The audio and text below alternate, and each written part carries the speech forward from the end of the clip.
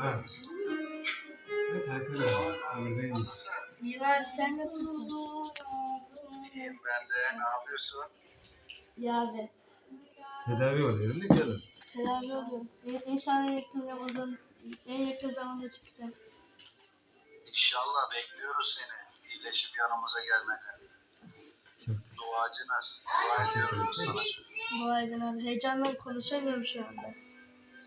Uğurlu gelmişsin. Hep sen bize gönderin. Kazandık maçı. Gerçekten çok iyi oynadınız. Evet. Diğer özellik. Abi biraz gol at ya. Senin gol atmanı bekliyorum ben maçta. Hatta inşallah oynarsam atacağım. Hepinizi çok seviyorum. Hadi gelin. Şampiyon olur da. Hepinizi çok seviyorum falan. Dualarım sizinle ve inşallah şampiyon oluruz. Şimdi dualarımız seninle. Bir isteğin var mı benden? Yok abi sağ ol canım sağ ol. Bir isteğin olduğunda bu numaradan ulaş olur mu? Tamam abi. Bir an önce de iyileş. Da gel tamam.